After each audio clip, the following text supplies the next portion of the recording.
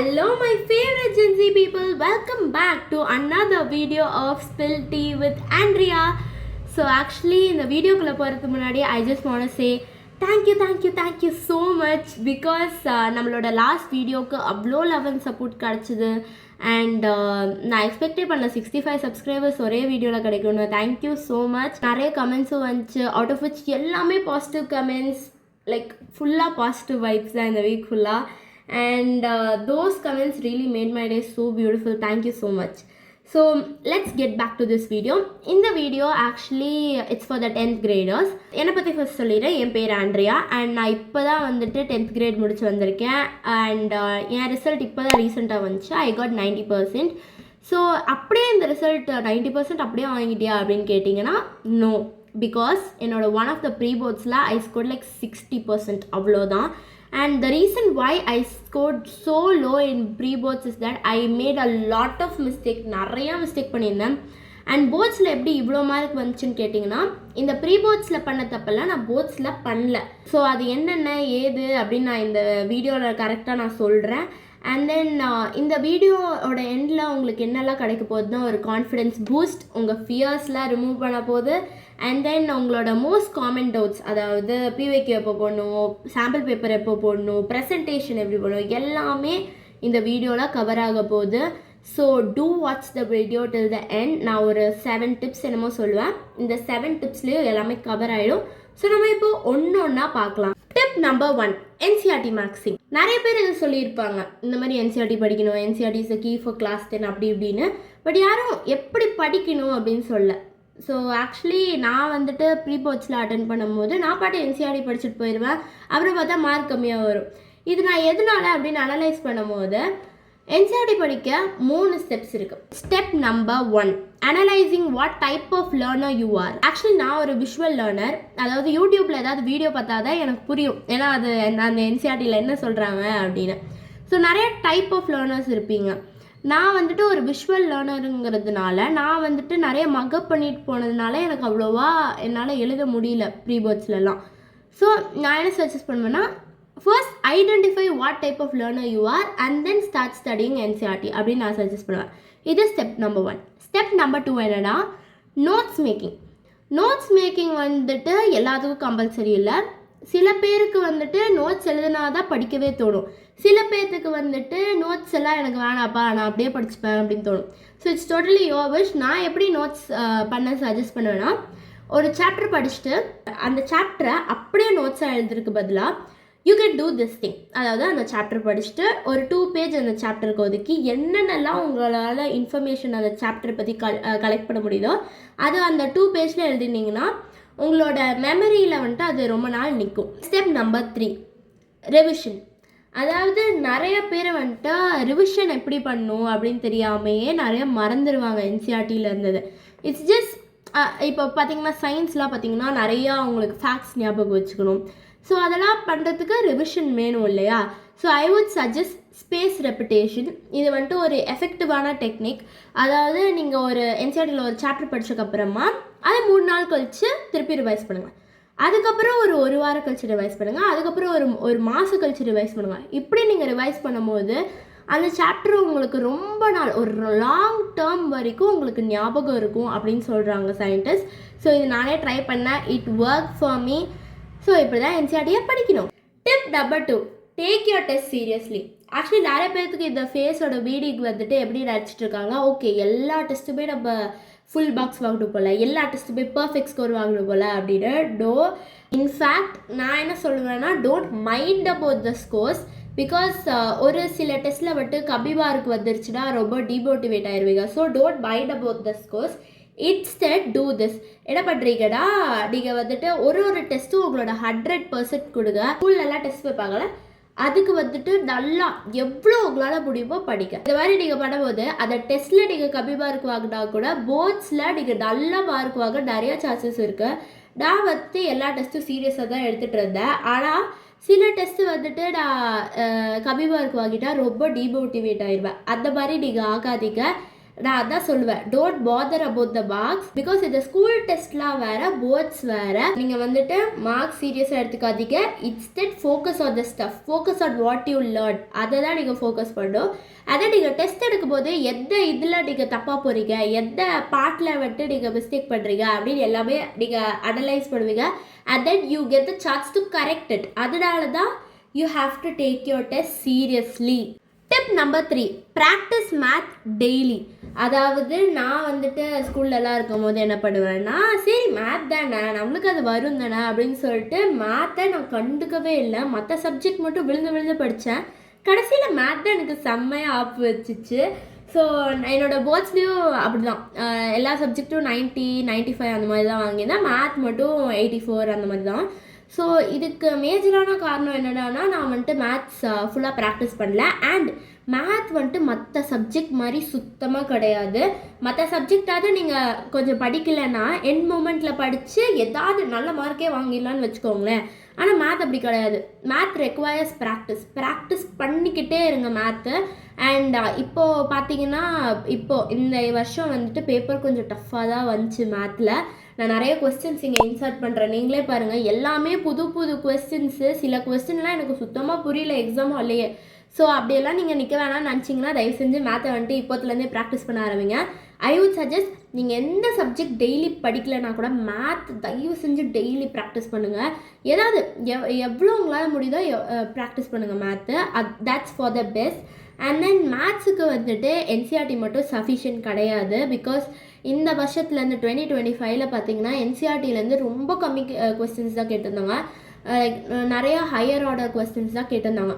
So I would suggest like மேத்ஸுக்கு மட்டும் கொஞ்சம் எக்ஸ்ட்ராவாக வந்துட்டு நீங்கள் எஃபர்ட்ஸ் போட்டு படிங்க, எக்ஸ்ட்ரா ரிசோர்ஸஸ் தேடி படிங்க அப்படின்னு I would suggest. Tip number 4, PYQs and sample papers.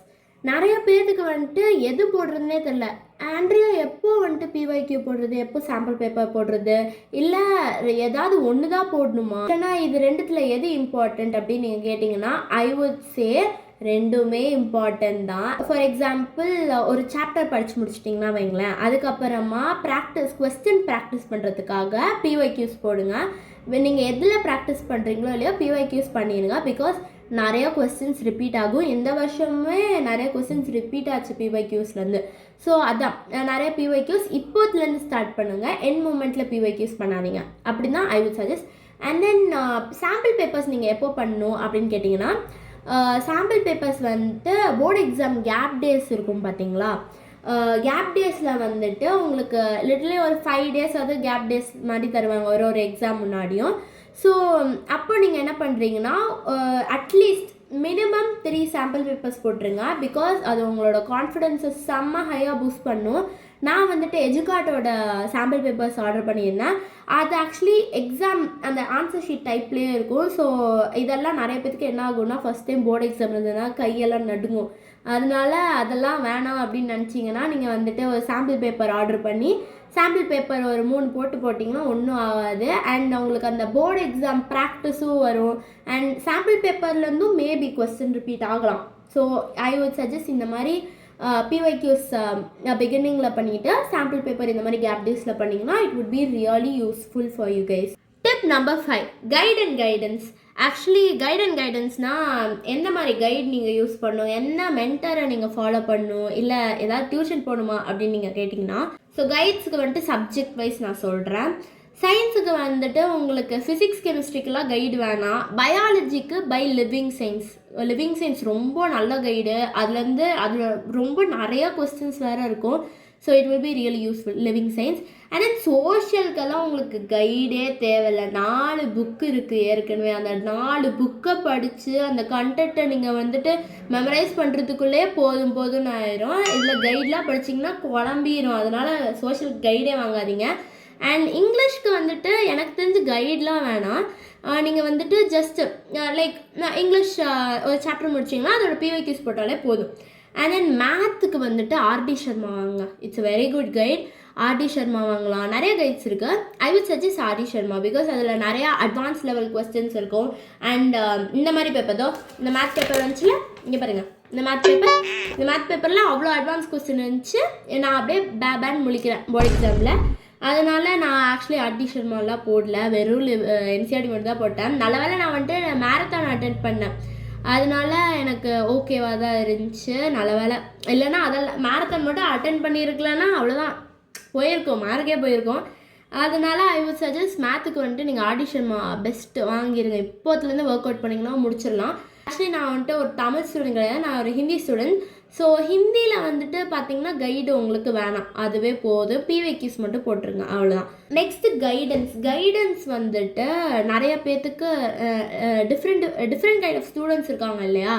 இப்போது if you really need a mentor, உங்களுக்கு நிஜமாக டியூஷன் போகணும் அப்படின்னு நினச்சிங்கன்னா you can go for tuitions.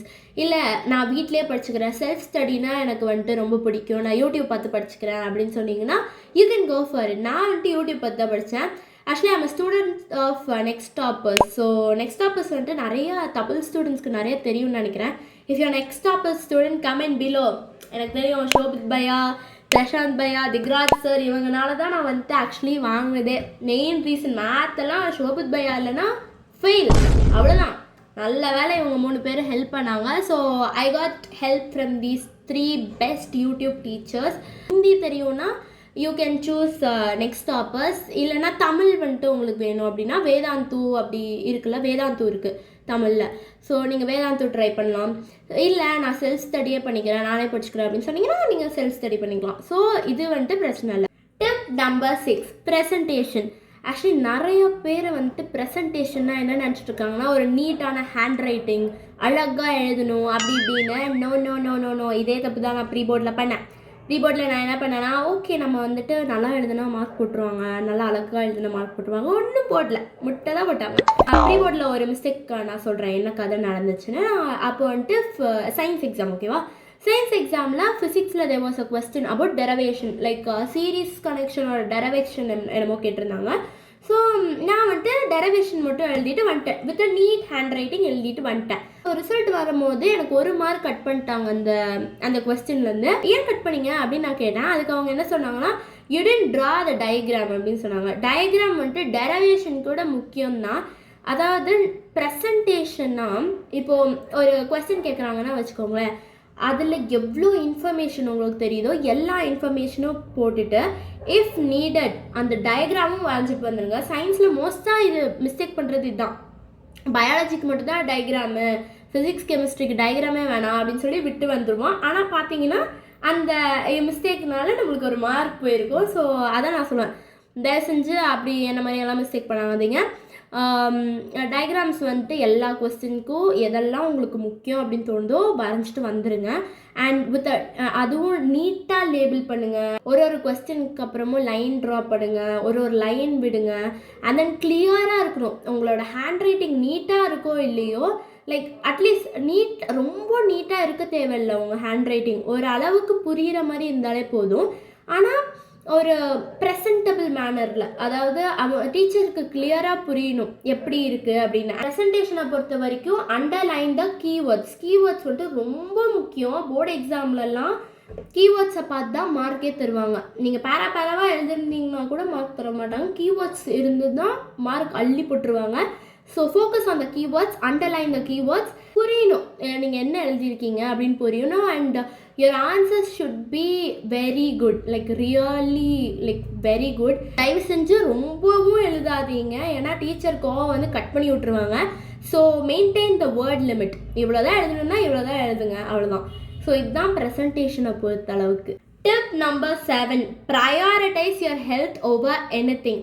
Actually இந்த டிப் வந்துட்டு நான் ஒரு யூடியூபராகவோ இல்லை உங்களுக்கு வந்துட்டு 10th பற்றி கைட் பண்ணுற ஒரு பர்சனாகவோ சொல்ல, இது சீரியஸ்லி ஒரு சிஸ்டராக நான் சொல்கிறேன். Please prioritise your health. Because நான் வந்துட்டு ப்ரீபோர்ட் டைம்லலாம் ஐ ஸ்டில் ரிமெம்பர் என் ஸ்லீப் ஸ்கெட்யூல் ரொம்ப மெஸ்ஸியாக இருக்கும். எப்படின்னா 12 மணிக்கு தூங்கிட்டு 3 மணிக்கு எழுந்துச்சி படிப்பேன். இந்த மாதிரியெல்லாம் படிக்காதீங்க தயவு செஞ்சு. Because it can have a long impact. இன்னும் என்னால் வந்துட்டு அவ்வளோவா தூக்கம் வர மாட்டேங்குது. அப்போ பண்ணது வந்துட்டு இன்னும் எனக்கு அந்த இம்பேக்ட் இருக்குது. So please you guys don't do it. சீரியஸாக சொல்கிறேன், 10th அவ்வளோவா முக்கியமே கிடையாது. Please don't demotivate yourself அந்த மாதிரி. அண்ட் எனக்கு தெரியும் you guys have many expectations, like 95% வாங்கணும், 90% வாங்கணும், 80% வாங்கணும், அப்படி இப்படின்லாம். Okay, it's good to have expectations, it's very good to have expectations. But நான் சொல்லுவேன், give that free space to yourself. Like it's okay if I don't get 90%, it's okay if I don't get 95% அப்படின்னு நீங்கள் கொடுத்தீங்கன்னா it will actually increase your marks and you will feel less stressed. புரியுதுங்களா? இது வந்துட்டு உங்களோட மார்க்ஸை டிக்ரீஸ்லாம் பண்ணதும் உங்கள் மார்க்ஸை increase தான் பண்ண போகுது. பிகாஸ் நீங்கள் அந்த ஸ்ட்ரெஸ்லேயே இல்லைல்ல. நீங்கள் வந்துட்டு சாப்பிட்றது தூங்குறது தான் உங்களோட ஃபர்ஸ்ட் ப்ரையாரிட்டி. ஓகேவா? அதுக்கப்புறம் தான் இதை படிக்கலாம். ஸோ தயவு செஞ்சு உங்களோட ஹெல்த்தை நீங்கள் பார்த்துக்கோங்க. Tip number 8, don't get demotivated by your pre-board scores. Okay, so fine. நான் இப்போ என்னோட pre-board scores எல்லாம் ரிவீல் பண்ணுறேன். எங்களுக்கு ஆக்சுவலி 4 pre-board நடந்தது. ஓகேவா? ஸோ ஃபர்ஸ்ட் pre-boardல I scored 70%. அவ்வளோதான் வாங்கினேன். ஓகே, அவ்வளோதான் வாங்கினேன். Don't judge me. And then second pre-boardல ரொம்ப கேவலம், ரொம்ப கேவலம், 60% தான் வாங்கினேன். ஓகேவா? தேர்ட் pre-boardல I started improving like 76% அப்படி. 76 இல்லை, 78 சம்திங் வாங்கினேன். அதுக்கப்புறம் ஃபோர்த்து ப்ரீபோர்டில் ஐ காட் லைக் 80% அந்த மாதிரி. 80% வந்து எப்படி வந்துச்சுன்னா எல்லா சப்ஜெக்ட்லேயும் இதே மாதிரி தான். ஐ ஸ்கோர் 90 அந்த மாதிரி. மேத்ஸில் மட்டும் எவ்வளோ வாங்கினேன்னா 80க்கு 40 சம்திங் தான் வாங்கினேன். ரொம்ப கம்மியாக வாங்கினேன் மேத்ஸில் ப்ரீபோர்ட்ஸ்லலாம். ஸோ இதெல்லாம் போர்ட்ஸில் வந்துட்டு ஃபுல்லாக மாறிச்சு. அப்படியே டோட்டல் ஆப்போசிட் போர்ட்ஸில் 90% வந்துச்சு. இப்போ நீங்கள் என் ப்ரீபோர்ட்ஸ் கோர்ஸ்லாம் பார்த்தீங்களா, கம்மி தானே.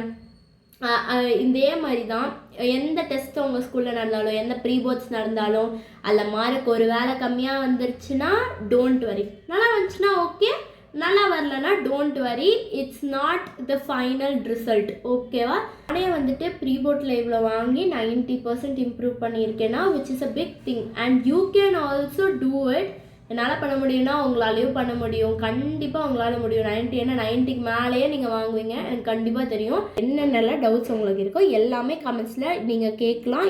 And I will meet you all in the next video. Bye bye.